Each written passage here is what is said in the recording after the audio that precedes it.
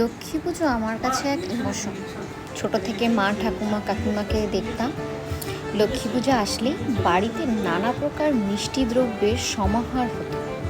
নাড়ু, মোয়া, সুজির পায়েস, আহা আমারও স্বাদ হতো, কিন্তু ছোট ছিলাম তো। ইচ্ছে পূরণ হলো যখন নিজের সংসার হলো। এবারের কোজাগরী লক্ষ্মী পূজায় আমার গোপালের ইচ্ছায়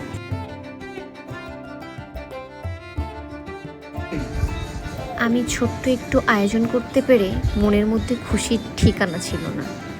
মা লক্ষ্মীকে এনে আসনে বসালাম। মায়ের মুখের হাসিতে আমার ঘর আলোকিত হয়ে পড়ল, আমার এমনটাই মনে হচ্ছিল। যাই হোক, পুজোর মধ্যে সমস্তটা আর ক্যামেরাবন্দি করতে পারলাম না।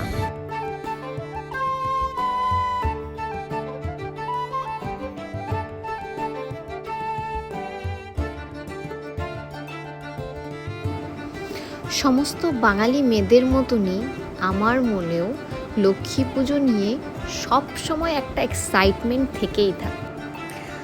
মা ঠাকুমার মতো নানা প্রকারের ভোগ বানাবো। হ্যাঁ, এবছর আমি করতে পেরেছি।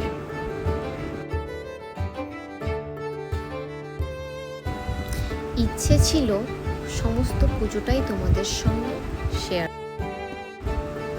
কিন্তু নিজের ছেলেকে সামলানো, সবটা নিজের হাতে করতে গিয়ে সবটা তোমাদের সঙ্গে শেয়ার করতে পারলাম না। যতটুকু পেরেছি ততটুকুই তোমাদের সঙ্গে শেয়ার করলাম। আশা করি আমার এই ছোট্ট ভিডিওটি সবার ভালো লেগেছে। সবাইকে কোজাগরী লক্ষ্মী পুজোর অনেক অনেক শুভেচ্ছা আর শুভ বিজয়া।